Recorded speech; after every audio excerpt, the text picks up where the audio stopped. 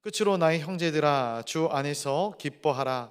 너에게 같은 말을 쓰는 것이 내게는 수고로움이 없고 너에게는 안전하니라. 개들을 삼가고 행악하는 자들을 삼가고 몸을 상해하는 일을 삼가라. 하나님의 성령으로 봉사하며 그리스도 예수로 자랑하고 육체를 신뢰하지 아니하는 우리가 곧 할례파라. 그러나 나도 육체를 신뢰할 만하며 만일 누구든지 다른 이가 육체를 신뢰할 것이 있는 줄로 생각하면 나는 더욱 그러하리니. 나는 8일 만에 할례를 받고 이스라엘 족속이요 베냐민 지파요 히브리인 중에 히브리인이요 율법으로는 바리새인이요. 열심으로는 교회를 박해하고 율법의 의로는 흠이 없는 자라.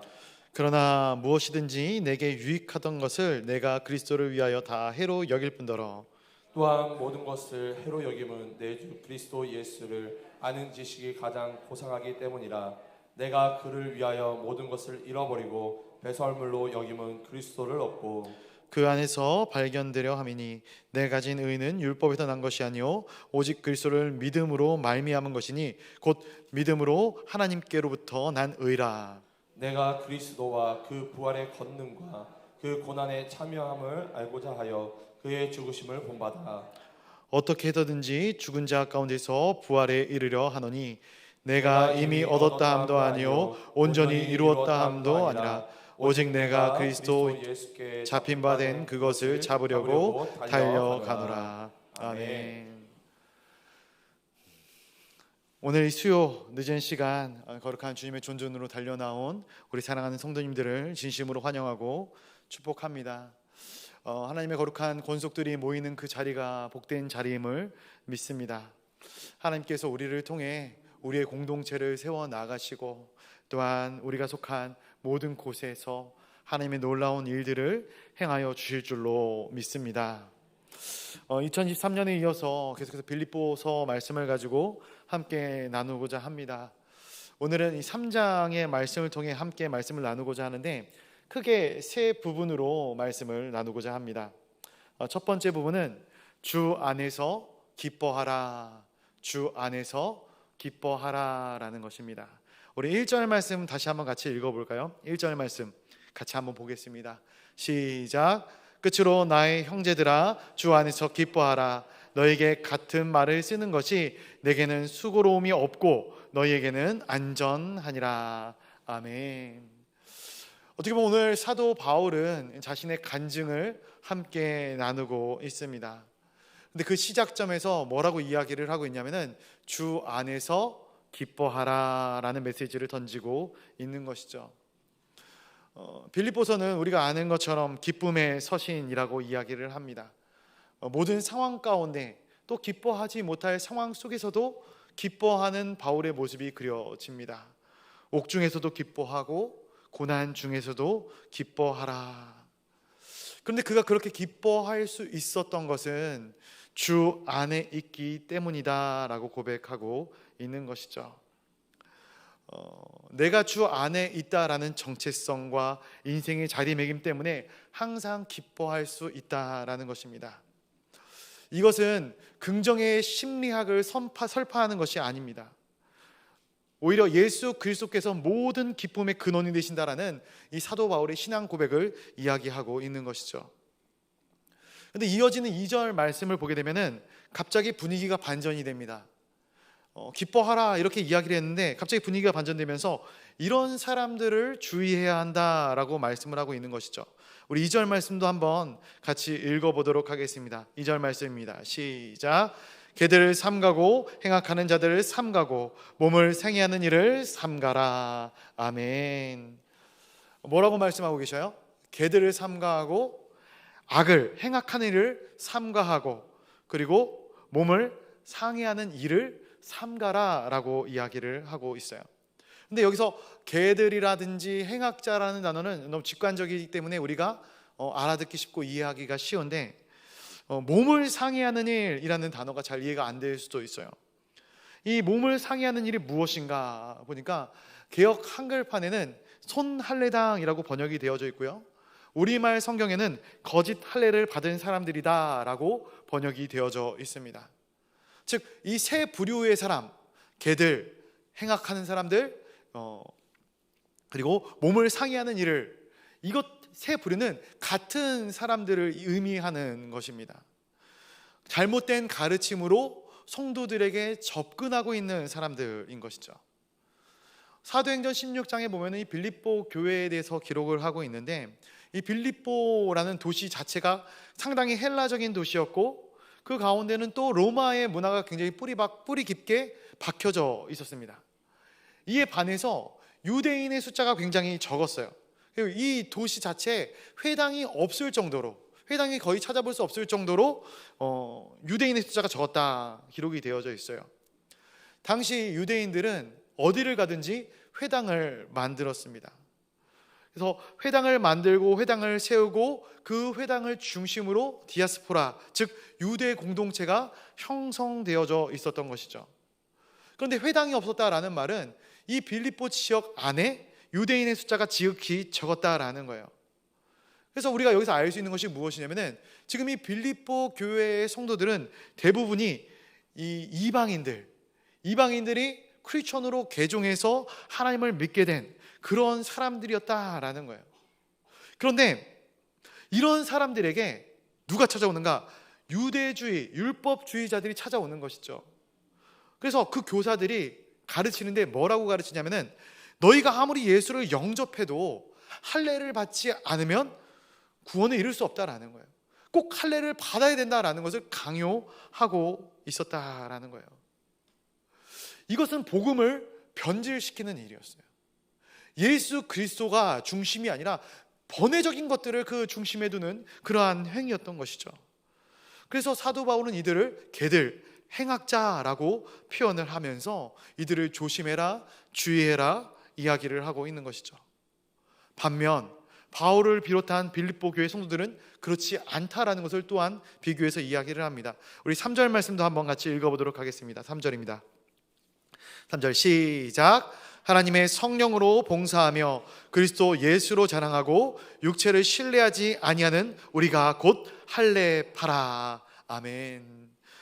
성령으로 봉사한다. 성령으로 봉사한다. 여기들이 봉사한다, 봉사라는 단어는 서비스를 이야기합니다. 디아코니아라는 단어인데요, 이 봉사는 우리가 섬기는 이런 봉사를 이야기도 하지만 그 중심에는 예배를 이야기하고 있는 거예요. 무슨 말인가? 성령으로 드리는 예배, 오직 예수 그리스도만을 자랑하고 육체와 율법의 행위를 내세우지 않는 우리가 참 할례자다, 참 할례주의자들이다 라고 말씀을 하고 있는 것이죠. 어떻게 보면은 위에 있는 개들, 행악자들과 지금 이 바울과 빌립보 교회 성도들이 대조되고 있는 그러한 모습을 그리고 있는 거예요. 왜 그런가? 로마서 2장 29절 말씀을 보니까 표면적 할례가 할례가 아니라 내면적 할례, 마음에 행한 할례가 참 할례임을 믿었기 때문이죠. 하나님은 외모를 보시는 분이 아니십니다. 하나님은 중심을 보시는 하나님이셔요. 우리의 진정성을 보시는 하나님이십니다. 우리의 외적인 신분을 보는 것이 아니라, 우리가 이 땅 가운데서 어떻게 살아가고 있는지를 보는 것이 아니라, 우리의 마음과 우리의 내면이, 우리의 중심이 어디에 속해져 있는지를 보시는 분이 하나님이셔요. 빌립보 성도들이 주 안에서 기뻐할 수 있었던 이유, 그것은 율법주의자들이 끊임없이 그들을 공격하고 무시하고 그들이 영적으로 열등하다 이렇게 이야기하면서 할례를 행하여야 한다, 이러한 율법적인 공격들, 이러한 율법적인 비논리적인 것들을 아무리 그들에게 이야기한다 할지라도 그들 안에 예수 그리스도, 그들의 자랑이 예수 그리스도, 그들의 신앙의 고백이 예수 그리스도가 되었기 때문이다라는 것입니다. 이것은 오늘날 우리에게도 동일하게 적용되는 부분입니다. 오늘날 한국 사회를 보면은 물질과 권력, 이러한 것들이 당장에는 많은 위력들을 나타내기 때문에, 거대한 힘을 발휘하기 때문에 수많은 사람들이, 또 크리스천들까지라도 그 앞에서 무릎을 꿇는 그러한 모습을 보이고 있습니다. 그런데 어떤 분들이 이런 얘기를 하는 거예요. 여러분, 그렇게 살면 안 됩니다. 하나님을 의지해야 합니다. 예수 그리스도를 신뢰하고 예수 그리스도만을 쫓아 살아야 합니다. 이렇게 이야기하면은 어떤 피드가 나오는가? 어떤 답변이 나오는가? 아니, 세상이 다 그런데, 세상이 온통 그런데 어떻게 그렇게 살지 않을 수가 있습니까? 이러한 이야기들이 나오는 것이죠. 당장에 우리의 모든 물질을 다 버리고 하나님을 쫓아라, 우리의 모든 것들을 다 버리고 하나님을 쫓아라 라는 이 부자 청년의 예화가 우리 마음 가운데 부담감으로 자리하지 않습니까? 그런데 사랑하는 성도 여러분, 하나님의 백성들은 정도를 걸어갈 수밖에 없습니다. 왜냐하면 하나님께서는 하나님의 거룩한 백성들을 그냥 지켜보시는 것이 아니에요. 불꽃 같은 두 눈동자로 지켜보시고 계시기 때문이에요. 그리고 이 땅 가운데서, 또 어둠 가운데서 우리가 아무도 모르게 행하였다 자신하는 부분일지라도 언젠가는 하나님 앞에 다 드러날 것을 우리가 알기 때문입니다. 사실 오늘날 교회가 사도 바울이 2000년 전 빌립보 교회에서 이야기한 것처럼 이 2000년 전에는 당시는 이 율법주의자들, 유대 율법주의가 상당히 심각한 문제 중에 하나였는데, 오늘날 이 시대를 봤을 때 이런 율법주의가 우리 교회 가운데 큰 문제가 되는가? 이런 율법주의로 우리 교회가 흔들리게 되겠는가? 전 율법주의까지는 아니라고 생각을 합니다. 그런데 오늘날 우리 교회도 상당한 형식주의에 흔들리고 있음을 보게 되는 거예요. 하나님 우리의 진정한 헌신을 보시는 분이시지 우리의 직분이나 직함 이런 것들을 보시는 분이 아니다라는 거예요. 근데 그럼에도 불구하고 우리는 그것을 굉장히 중요하게 생각해요. 그것을 내 인생의 가장 우선순위 중에 하나로 두고 있는 것들을 보게 되는 것이죠. 18세기 세계적인 복음주의 부흥의 시대를 이끌었던 조지 휘필드라는 인물이 있어요. 관심 있으신 분들이 아니라면 이 인물에 대해서 잘 모를 수가 있습니다. 18세기는 미국과 유럽 전역의 복음의 황금기였다라고 볼 수 있어요. 굉장히 큰 부흥의 물결이 일어났는데 그 중심에 서 있던 사람 중에 하나가 바로 이 조지 휘필드라는 사람이었습니다. 그리고 그 뒤로 나오는 인물이 우리가 잘 아는 요한 웨슬레, 감리교의 창시자죠. 요한 웨슬레, 세계는 나의 교구다, 세계는 우리 교구다라는 말을 했던 이 요한 웨슬레라는 사람이 있어요. 이 둘이 같은 시대에서 사역을 감당하고 있었는데 문제가 하나 터지게 돼요. 휘필드가 미국에서 사역을 하고 있는 그 동안에 웨슬레가 영국에서 사역을 하고 있었는데 이 두 사람의 교리가 서로 충돌하게 되었던 사건이 있어요. 요한 웨슬레는 만인 구원설을 주장했고요, 휘필드는 예정론을 주장했습니다. 이 부분에 대해서는 제가 12월 달에 빌립보서 2장의 말씀을 나누면서 한번 언급했던 적이 있어요. 기억하고 계실지는 모르겠지만 이때 이 요한 웨슬레가 뭐라고 이렇게 얘기를 하냐면은 예정론은 사탄의 교리다 이렇게 얘기를 해요. 그래서 소책자를 펼치죠. 예정론은 사탄의 교리다라는 소책자를 영국 전역에 뿌리게 돼요. 원래 두 사람은 동역자고 친구 사이였어요. 그럼에도 불구하고 이 교리적인 차이 때문에 이 요한 웨슬레는 각을 세웠던 것이죠. 신대륙에서 사역을 하던 이 조지 휘필드가 4년여간의 사역을 마치고 영국으로 돌아오는 길에 이 소식을 듣게 됩니다. 휘필드의 추종자들이 휘필드가 돌아오면은 이제 계획을 세우는 거예요. 이 만인 구원설의 잘못된 점에 대해서 우리가 반박을 하자고, 이 요한 웨슬레가 얼마나 잘못됐는지, 얼마나 교만한 자인지 반박을 하자고 이 휘필드에게 이야기를 하는 것이죠. 당시에 이 영국에는 두 개의 이 태버너클이 있었거든요. 태버너클 장막이라는 뜻인데 우리 어떻게 보면 이제 교파라고 볼 수 있어요. 요한 웨슬레와 조지 휘필드를 따르던 추종자들이 이 두 개의 태버너클을 만들었었어요. 그런데 이 조지 휘필드가 돌아와서 자신의 태버너클에 들어가서 이러한 이야기를 합니다. 나는 교리보다도 하나님의 교회를 분열시킬 수 없다. 이 이야기를 하면서 자신의 이 태버너클의 수장직을 포기하게 되는 것이죠. 교회의 일치를 위해서. 그리고 놀랍게도 자신을 반박했던, 자신을 비방했던 요한 웨슬레를 돕는 일에 자신의 평생을 바치게 되는 거예요. 결국 오늘날 이 영국 교회 부흥사에 대해서 이야기를 할 때 요한 웨슬레라는 이름은 굉장히 유명하고 사람들이 많이 알고 있지만 조지 휘필드라는 이 인물은 전문가들이 아니면 이 인물에 대해서 잘 모르는 게 현실입니다. 휘필드의 추종자들이 그가 수장직을 내려놓을 때 이런 이야기를 했다 해요. 이런 충고를 했다 합니다. 당신의 존재 자체가 후대에 잊혀질 수 있어요. 당신의 존재 자체가 후대에게 기억되지 않을 수 있습니다. 그때 휘필드가 이런 이야기를 했습니다. 자막 한번 띄워주시죠. 이렇게 이야기를 했어요. 글씨가 좀 작은데 제가 한번 읽어드릴게요. 휘필드라는 이름은 사라지게 하고 그리스도께서만 영광을 받으시게 하라. 내 이름은 모든 곳에서 죽어 없어지게 하고 내 친구들마저 나를 잊게 하라. 내가 죽은 뒤 묘비에는 여기 GW 눕다. 자신의 이름을 풀네임으로 쓰지 않고 줄여서 쓰고 있는 것이죠. 그리고 마지막 이런 얘기를 했다 합니다. 그가 어떤 이였는지는 위대한 심판날이 밝히리라. 이렇게 써달라고 요청을 하는 것이죠. 직함이 중요한 게 아니라 그 헌신이 중요하다라는 거예요. 주 안에서 기뻐하라. 다른 것으로 기뻐하는 것이 아니라 나는 오직 예수 그리스도 한 분만으로 기뻐하는 삶을 살겠습니다. 이것이 우리의 신앙의 고백이 되기를 간절히 소원합니다. 두 번째로 나누고 싶은 것은 이것입니다. 내 인생의 자랑은 무엇인가? 라는 거예요. 내 인생의 자랑은 무엇인가? 우리 4절 말씀 한번 같이 읽어보도록 하겠습니다. 4절입니다. 시작. 그러나 나도 육체를 신뢰할 만하며 만일 누구든지 다른 이가 육체를 신뢰할 것이 있는 줄로 생각하면 나는 더욱 그러하리니. 아멘. 아멘. 3절 끝나는 부분을 보니까 육체를 신뢰하지 않는 우리라고 표현을 하고 있거든요.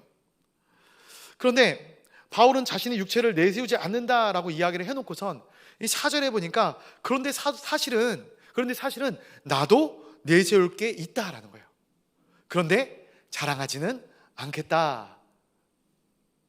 그런데 제가 이 사도 바울이 서신서라든지 사도 바울의 이 기록들을 보면은 꼭 이렇게 얘기해놓고 본인 자랑을 할까요, 안 할까요? 본인 자랑을 하더라고요. 자랑을 합니다. 다시 말해서 이런 이야기예요. 자, 어려우니까 잘 따라와 보십시오. 나는 자랑하고 싶지는 않지만 자랑하고 싶어서 자랑하는 게 아니라 이게 꼭 필요한 이야기여서 하는 것이다. 나도 과거에는 이런 사람이었는데 이제 자랑하지 않는다는 것을 말하기 위해서 자랑하고 싶지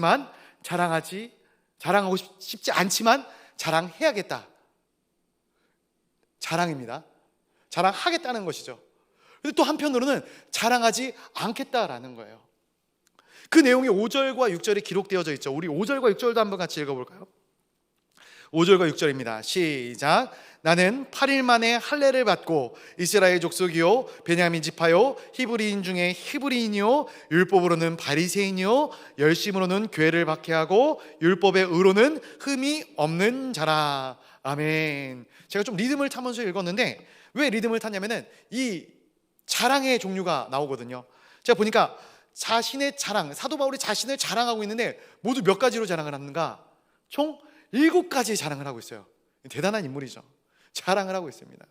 첫 번째 자랑은 무엇이냐면은 8일 만에 할례를 받았다라는 거예요. 8일 만에 할례를 받았다. 길리기아 다소 출신의 이 해외 디아스포라 출신 유대인인 이 사도 바울은 해외에 있었지만 그럼에도 불구하고 율법과 할례의 규정을 준수하여 태에서 날 때부터 뼛속 깊이 유대인임을 증명하듯이 8일 만에 태어난 지 8일 만에 할례를 받았다라는 거예요. 두 번째 자랑, 나는 이스라엘 족속이다라는 거예요. 혈통상 분명한 이스라엘 사람이다라는 거예요. 세 번째, 베냐민 지파다.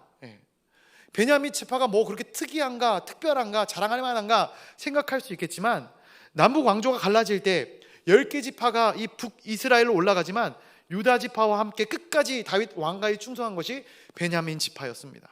그리고 이 베냐민 지파가 이 시대에 특별히 더 의미가 있었던 이유 중에 하나는 무엇이냐면은 바벨론 유수에서 포로 귀환을 했을 때 제사장 지파인 레위 지파, 유다 지파만 돌아온 것이 아니라 이 베냐민 지파도 함께 돌아왔거든요.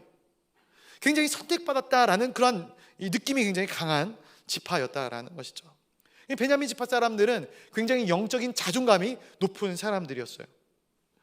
네 번째 자랑은 히브리인 중에 히브리인이다라는 겁니다.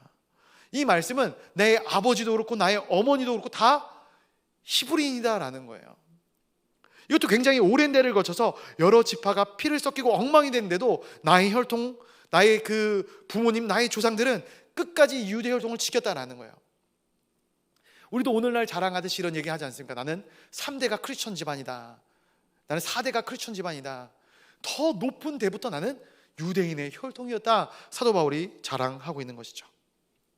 다섯 번째 자랑은 율법으로는 바리새인이다라는 거예요. 당시의 종교적인 당파 가운데 가장 큰 두 개의 당파가 있어요. 사두개파와 바리새파입니다. 이 두 개가 권력을 잡고 있는데, 사두개파는 귀족 출신의 이런 사람들이 자리를 잡고 있었어요. 그래서 그런 사람들이 어떤 자신의 위치나 지위를 통해서 이런 종교적인 리더십을 가졌던 자들이라면, 바리새파의 경우는 평민들 중에서 정말로 율법에 열정적으로 헌신한 자들이 그 규율을 지키고 그 가운데 들어와서 배울 수 있었던, 그리고 설 수 있었던 이 종파가 이 바리새파였던 것이죠. 특별히 사도 바울은 우리가 잘 아는 것처럼 당대 최고의 랍비라고 불렸던 가말리엘의 수제자, 문화생이었다라는 것이죠. 어려서부터 그가 디아스포라 출신이지만 다시 이 예루살렘으로 역유학을 와서 율법을 배웠다라는 것을 이야기하고 있는 거예요. 여섯 번째, 열심으로 교회를 박해했다. 이것도 사도 바울의 자랑이었습니다. 해외에 있는 다메섹까지 쫓아가서 믿는 자들을 색출해낼 정도로 그는 율법적으로 이러한 위치에 있었던 사람이다라는 거예요. 마지막 일곱 번째로, 율법의 의로는 흠이 없었다라는 거예요. 예수님을 찾아왔던 이 부자 관원처럼, 부자 청년 관원처럼 십계명과 율법의 모든 조항들을 지키는 데서 있어서 흠이 없을 정도로 나는 지켰다라는 것을 이야기하는 거예요. 대단한 사람입니다.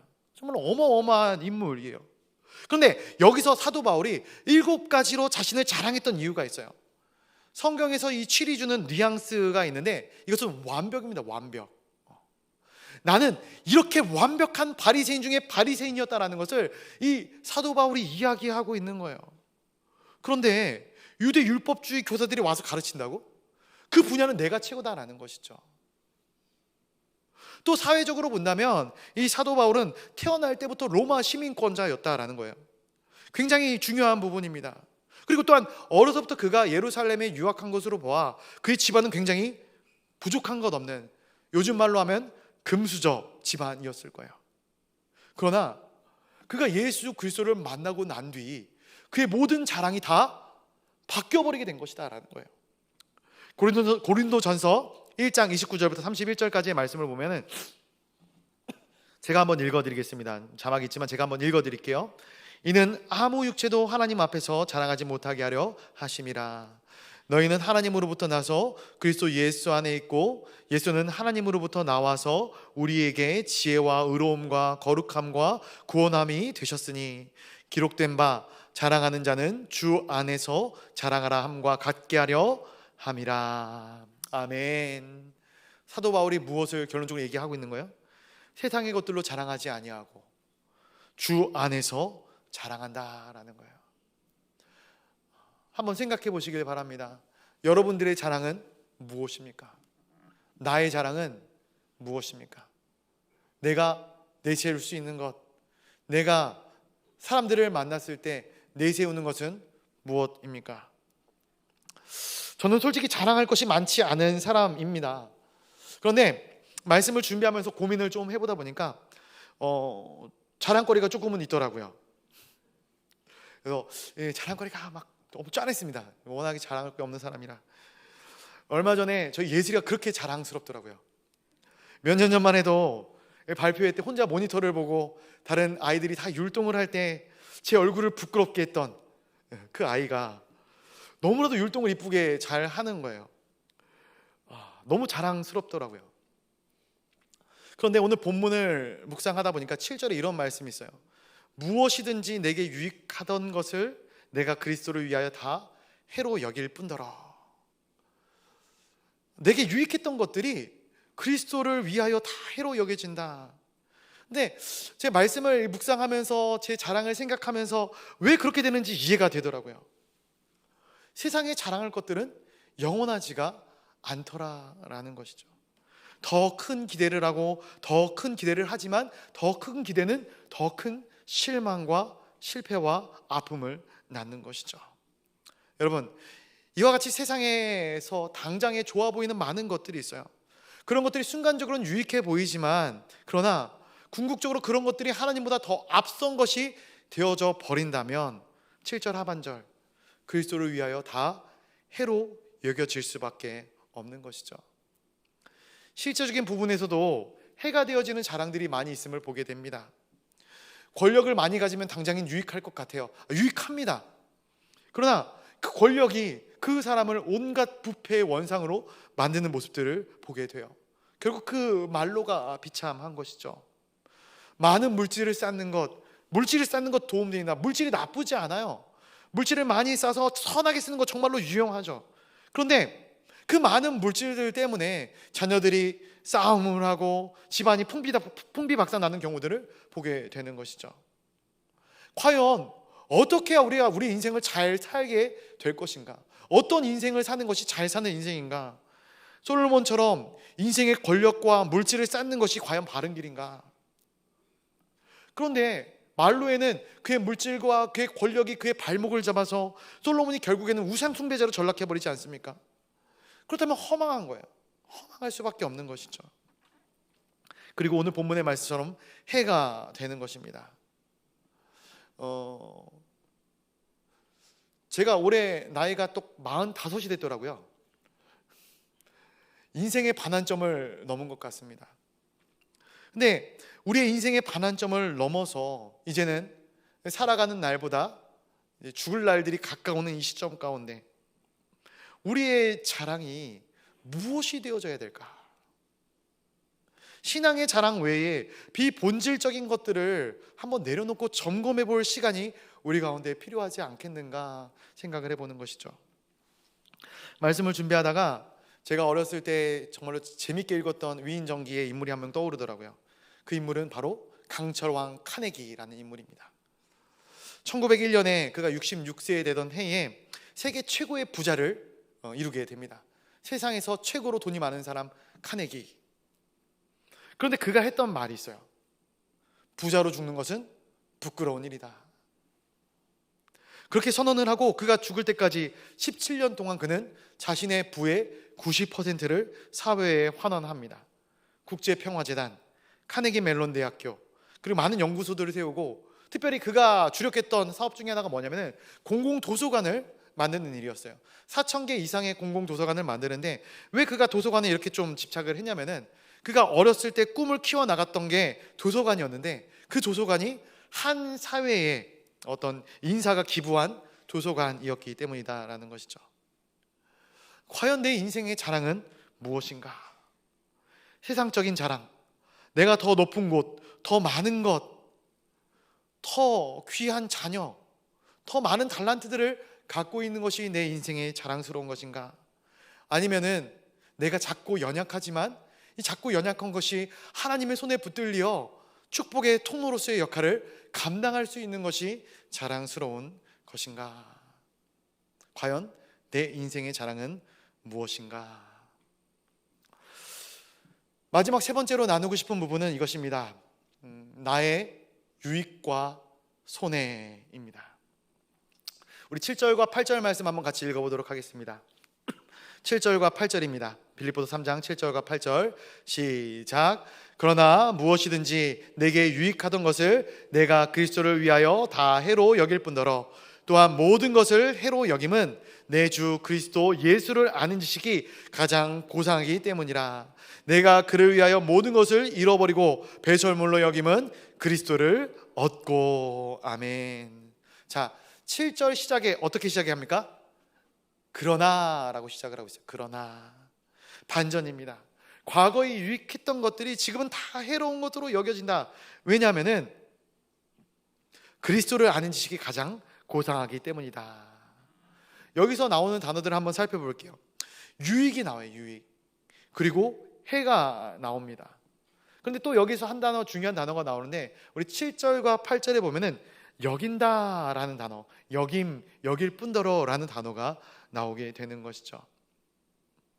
이 여긴다라는 단어는 원어적인 의미로 계산한다, 카운트한다라는 의미를 가지고 있어요. 그래서 여기서 유익, 해, 유익과 손해와 이 계산한다, 여긴다라는 단어는 당시에 상거래를 할 때 쓰였던 단어들이거든요. 물건을 사고 팔거나 어떤 그런 거래들을 할 때 쓰였던 단어들입니다. 그다음에 바울은 이렇게 이야기를 하고 있는 것이에요. 여러분에게 신앙의 길을 가십시오. 예수님을 믿으십시오. 주께 헌신하십시오. 라고 이야기를 내가 하는데 이것은 무조건적으로 가라, 무조건적으로 믿어라, 무조건적으로 헌신하라 라고 이야기하는 것이 아니다라는 거예요. 세상이 손해와 이익을 계산하는 것처럼 명확한 계산의 기인에서 나는 이 길을 걸어가고 있는 것입니다. 사도 바울이 이야기하는 거예요. 다 셈을 세보고 따져보고 내가 갈만하니까, 이득이 될 만하니까 이 길을 걸어가고 있는 것입니다 라고 사도 바울이 이야기하고 있는 거예요. 예수님께서도 제자도를 말씀하실 때 이러한 부분에 대해서 수차례 이야기를 하시거든요. 누가복음 14장 28절 이하를 보면은 몇몇 이야기들이 나오는데 제가 내용을 조금 요약해서 말씀을 드리면 이런 내용들이 나와요. 어떤 사람이 망대를 세우고자 하는데 그것을 완공하려면, 그것을 끝까지 완공하려면 다 미리 계산을 해보고 시작하는 것이 맞지 않겠느냐. 이것을 미리 계산하지 않고 이 기초만 세운 다음에 완공을 하지 못하면 사람들에게 놀림거리가 될 뿐이다 라고 이야기를 하는 것이죠. 또 이런 이야기도 합니다. 1만 군사를 가진 왕이 2만 군사가 쳐들어올 때 이들을 대적할 수 있을지 가늠해봐야 된다라는 거예요. 가늠해봐야 된다. 만약 도저히 셈이 나오지 않는다면 100개를 들고 졌다고 이야기하는 것이 오히려 나을 것이다 라는 말씀을 해주고 있는 거예요. 지금 예수님께서 무슨 말씀을 하고 계신 것인가? 예수님의 제자가 되려면, 우리가 하나님의 거룩한 백성으로 성도로서의 삶을 살아나가려면 미리 가늠해보고 출발하라라는 거예요. 그런데 우리가 아무리 계산기를 두드려 보고 계산을 해봐도 이것이 손해이겠다라고 생각하는 사람들은 예수님의 제자의 길을 가지 못하는 거예요. 계산기를 두들겨 봤을 때 이것이 훨씬 이익이다라고 생각하는 자야만이, 그러한 사람들만이 그 길을 걸어가게 되는 것이죠. 그래서 예수님께서 천국 비유를 말씀하실 때 천국은 마치 밭에 감추어진 보화와 같다라고 말씀을 하시는 것이죠.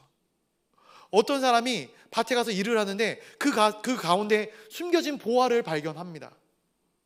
그렇다면 그것을 알게 된 그 시점에서 그는 내가 가진 모든 것들을 다 팔아서 그 밭을 사기 위하여 애쓰고 노력하는 것이에요. 왜 그런가? 그것이 훨씬 이득이라는 것을 알기 때문에 그래요. 그 생각을 하고 있기 때문에 그러는 거예요. 그런데 만약 내 소유를 다 잃었는데 그것은 이득이 아니라 손해가 아닌가 라고 생각하는 사람들은 그 밭을 살 수 없는 것이죠. 천국을 얻는 것은 지상의 가치와는 전혀 다른 것이기 때문에 이것이 나에게 있어서는 이 세상 그 무엇과도 비교할 수 없는, 내가 아까 자랑했던 7가지의 자랑과는 비교할 수 없는 나의 자랑이 된다, 유익이 된다, 이렇게 생각하는 사람들이 바로 크리스천들이고 크리스천들의 헌신의 이유가 되는 것이죠. 우리 9절 말씀도 한번 같이 읽어보도록 하겠습니다. 9절입니다. 시작. 그 안에서 발견되려 함이니 내가 가진 의는 율법에서 난 것이 아니요 오직 그리스도를 믿음으로 말미암은 것이니 곧 믿음으로 하나님께로부터 난 의라. 아멘. 사도 바울이 이야기하는 거예요. 나도 그간 많은 율법 공부, 쉬지 않고 엄청난 율법 공부를 하고 있지만 그 율법에서 난 의로는 구원에 이를 수 없더라. 이것을 사도 바울은 깨닫게 되어서 이야기하는 것이죠. 하지만 내가 예수 그리스도를 믿게 되고 그 믿음으로 내가 구원에 이르는 길을 예수님이 열어주셨다. 이걸 사도 바울이 발견한 것입니다.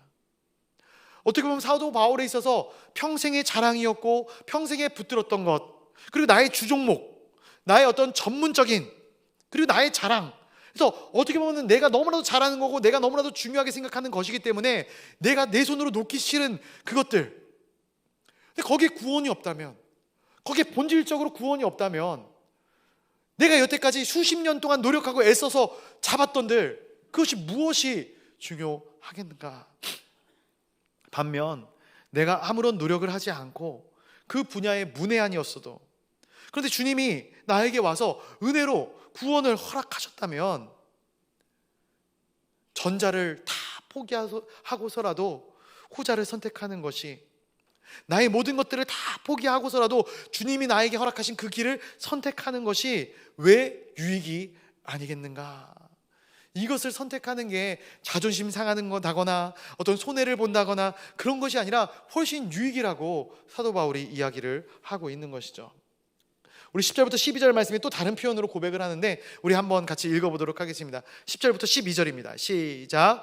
내가 그리스도와 그 부활의 권능과 그 고난의 참여함을 알고자 하여 그의 죽으심을 본받아 어떻게 해서든지 죽은 자 가운데서 부활에 이르려 하노니 내가 이미 얻었다 함도 아니요 온전히 이루었다 함도 아니라 오직 내가 그리스도 예수께 잡힌 바 된 그것을 잡으려고 달려가노라. 아멘. 혈통상 히브리인, 종교상 유대인, 국적상 이스라엘 사람이라고 해서 부활에 이를 수 없고 천국에 이를 수 없다라는 것입니다. 나의 혈통상의 백그라운드가, 나의 인생의 백그라운드가 나를 천국으로 인도해 주지 못했다라는 거예요. 사도 바울은 오직 예수 그리스도만이 나를 천국으로 이르게 해주는 줄로 믿었다라는 거예요. 요한복음 14장 6절, 우리가 잘 아는 말씀이죠. 제가 한번 읽어드리겠습니다. 예수께서 이르시되 내가 곧 길이요 진리요 생명이니 나로 말미암지 않고는 아버지께로 올 자가 없느니라. 아멘. 아버지께로 가는 유일한 길이 되시는 주님, 천상을 얻기 위해서 지상을 내려놓고 영원한 천국을 얻기 위해서 육신의 장막을 벗어버리고 부활의 영광에 이르기 위해서 십자가의 고난을 달게 받고 죽게 받을 영광의 면류관을 기대하면서 세상의 영광을 배설물로 여긴다. 이것이 사도 바울의 손익을 따진 계산의 결과였던 것이죠. 사랑하는 성도 여러분, 우리들은 어떻습니까? 우리 반주 좀 부탁드리겠습니다.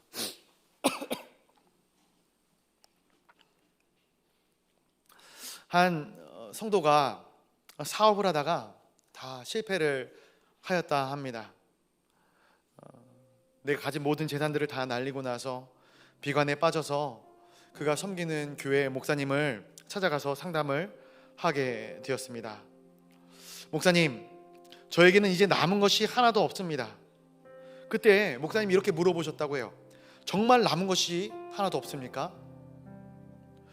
그러자 그 성도가 이렇게 얘기를 합니다.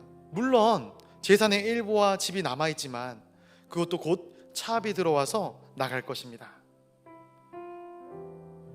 목사님 또 이야기합니다. 그러면 그 외에는 없습니까?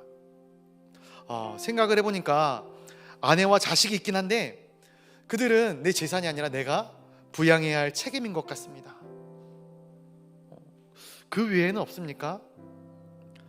생각을 해보니까 친구들 몇 명이 있긴 한데 그들은 내가 사업을 말아먹으면서 다 나를 멀리하고 나를 떠나버렸습니다.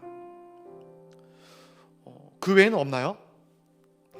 글쎄요, 제가 입고 있는 옷, 그 외에는요, 제 몸뚱아리가 있네요. 그 외에는요. 이 사람이 이렇게 얘기합니다. 목사님, 정말로 저에게는 더 이상 남은 것이 아무것도 없습니다. 그때 목사님이 정말로 큰 소리로 그 사람에게 이렇게 얘기했다요. 당신에겐 예수가 없어. 당신에겐 예수가 없어. 그 한마디에 이 성도님의 정신이 번쩍 들어 정말 절망의 자리에서 다시금 일어날 힘을 얻었다 합니다. 왜 내가 내 인생의 기초가 다 묻어진 것처럼 이렇게 인생을 살아가는가? 우리의 인생 가운데 찾아오신 예수 그리스도, 그분을 붙드는 것만큼 더 남는 장사가 어디 있겠습니까? 그런데 말씀을 또 이렇게 묵상하다 보니까 반대의 경우도 있더라고요. 예수님도 우리를 보면서 계단계를 두들기고 계실 것 같아요. 이런 거죠. 우리가 결혼을 할 때 서로 상대방이 나에게 얼마만큼 도움이 되는지 다 계산을 해보고 결혼을 하지 않습니까? 저 사람이 내 인생 가운데 들어와서 정말로 내 인생이 화려해질 수 있을까? 내가 저 사람과 결혼해서 과연 손해를 볼까? 이득을 볼까? 양쪽 다 계산이 맞아야 하지 않겠습니까? 그래야 결혼에 이르는 것 아니겠습니까? 그렇다면 과연 주님, 죄 없으신 예수님께서는 당신의 생명을 지불하고 죄 많은 우리의 영혼을 건지신 것이 과연 이득일까? 저는 이 부분이 이해가 되지 않아요.